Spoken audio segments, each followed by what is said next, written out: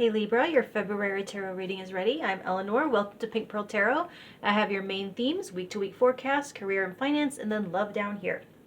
So your main themes for February, you have oceans, and it says bravery, and then chocolate for color. Nourish your body and soul.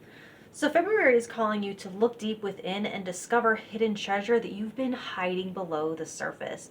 It's a great energy for exploring your rich inner life and getting to know yourself on a more profound level. Yes, it's your psyche and soul, but it's also your physical body. It's a great time to explore its more subtle cues beyond the obvious ones and then respond accordingly to give it what it's asking for. There's a discovery dialogue happening here, and part of this involves confronting some sort of fear or discomfort that keeps you just kind of close to the surface.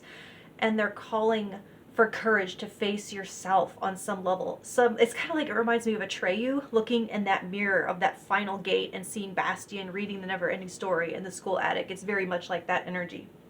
Now, week one, you have the Eight of Fire with the Temperance card. So there's some sort of sudden fusion happening this week where two separate things all of a sudden collide and become one inextricably.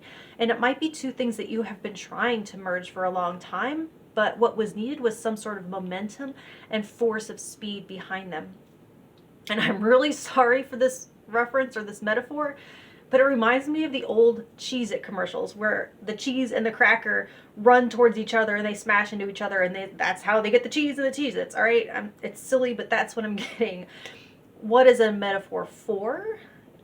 Getting a flirtation to turn into a relationship, getting the right harmony in an art piece that's been giving you fits, getting two groups to work together. I feel like there's some sort of life recipe that you've been trying to figure out, and the missing factor or ingredient was speed or velocity.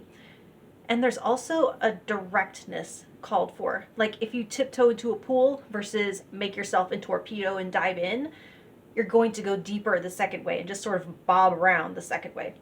Now, I want to be clear that this is in no way medical advice on this channel, ever. It is purely entertainment. So this is only a metaphor, but since I do have this chocolatey, nourishing card, I'm going to go with it for the metaphor. It's the difference between a vitamin shot and a vitamin pill. One's going to get you what you need to the source quicker than the other one, which might go right through you and not do any good, right? So week two, you have the Lady of Air with the Emperor reversed. Once again, you're finding some sort of missing piece, maybe deep within, as the themes suggest. How has intellectualizing something and removing the human element kicked you out of your seat of power?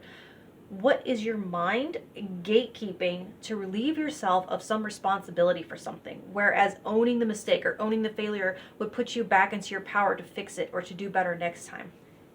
That's what I'm hearing, that it's the human element that needs to be considered and enfolded.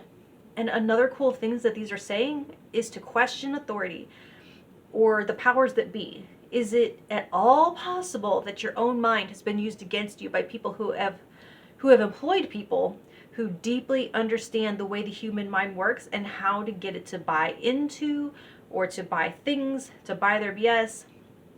How much has an algorithm influenced your psyche, and that inner world that you swear up and down is purely all of your own making? It's an interesting question. Now, week three, you have the Page of Fire reversed with Deluge. So I find it very interesting that this deck calls the Tower the Deluge, while you have oceans and bravery here in your theme. This changes it to so much more of a cleansing than a tearing down, more of a washing away of blockages than the prison break that I tend to associate with the traditional Tower card. Now, with the Page of Fire or Wands in reverse, there is a timidity to face it. It's also like, it's like, maybe if I'm nice and peaceful and pretend not to care, the deluge will miss me. No, you're being called on to be brave.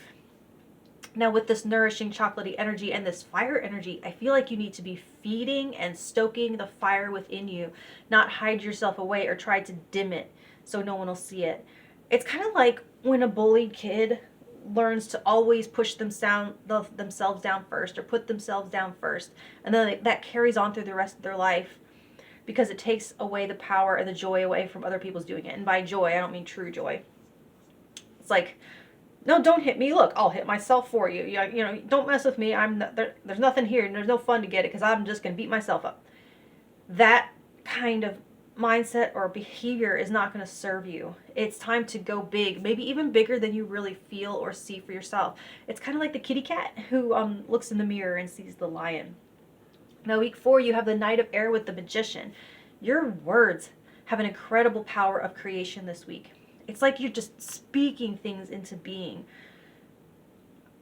Your voice is like needle and thread, weaving together people and ideas, resources and causes, purpose and action. Whether it's written or spoken, it doesn't matter. You seem to have a platform with a lot of influence right now. Now, with that much power, you might need to be mindful that you're using this power to build and construct rather than to tear down, divide, or dissolve. It not only takes bravery to dive deep into your own depths, but then to share with the world what you retrieve from those depths and bring back up to the surface. It just feels like you have emerged with some kind of pearls, and these pearls, maybe of wisdom or information, judging by the context, will fuel other people's own empowerment and their own creativity. Now, for career and finance, you have the Seven of Swords with the Six of Cups. I like the Seven of Swords in this deck because while it's different visually than the traditional, it's still kind of a take that's not incongruent with it. It's a message about imperfection, and it's kind of like a Hail Mary in football. It's like all these arrows on the ground, but one has hit the target. This is a picture of 100 resumes going out, but one hits the perfect employer dead center for a perfect fit. It's an ad campaign that seems like a failure because it has a really low click-through rate, but it finds exactly the right audience, almost by luck. Now, with the Six of Cups, this might sound weird, but it's about hitting the right note with someone or people. Excuse me. It's getting them in the feels. These arrows are kindness, innocence, purity, good intentions. It's connecting with the interviewer over a similar childhood experience or memory. Like maybe you're the same age and you remember the same concert or something your brand does brings up a sense of nostalgia and good old days. And that's what draws people in to purchase or follow, because it's speaking to them of something simpler that they've been craving or missing. And they're saying to lay it on thick, and not all of it will land, but enough of it will.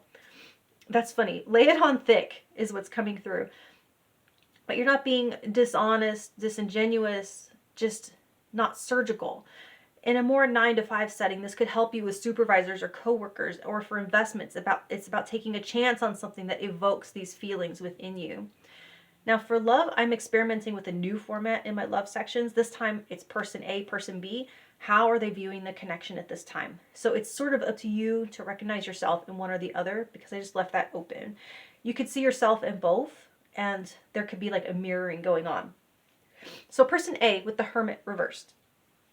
Another sign got this. It could have been Gemini, I'm not sure. But they're not exactly viewing the connection itself, but viewing themselves through the lens of the connection. So what does this connection say about or reflect about them? How is it influencing their image to themselves and to others? What does it say about them to the world to be seen in this connection? Person B with the Moon, that's a really cute card, is seeing it as a very, very deep connection, full of a lot of love and a lot of potential and feeling and emotional nourishment to draw on, but also mystery. And with that mystery, a potential for some of their own fears to be realized. So under the themes of ocean and bravery and nourishing your body, the advice for person A would be to gather the courage to look at themselves without that lens. Rather than try to figure out who they are because of what this connection says, who are they without it? Who are they at their core? And then pour into that, or they will essentially bleed the connection for that nourishment instead. Now, person B, something that the other person already realizes is that relationships are, in a way, reflections of ourselves. So it's like the opposite-ish. Like, what fear or shadow is the connection reflecting back to them about them? It's kind of like the twin flame people always say, that the connection is meant to trigger the twins' own healing journey, to make them face their shadow by bringing these things up to the surface so they wouldn't have to face otherwise. So to take excellent care of themselves on that journey, because it will take strength, and if they should choose to pursue it. It means they might perceive their fears manifesting in the connection, even if objectively they're not. And the thing for person B to remember is that will be the case to some degree in any connection worth having. There is a siren call to go deeper than any relationship before, but that means being willing to go deeper into themselves than before. So that's what I have for you, Libra. This is full of awesome stuff. Much love, and I'll talk to you next month. Thank you.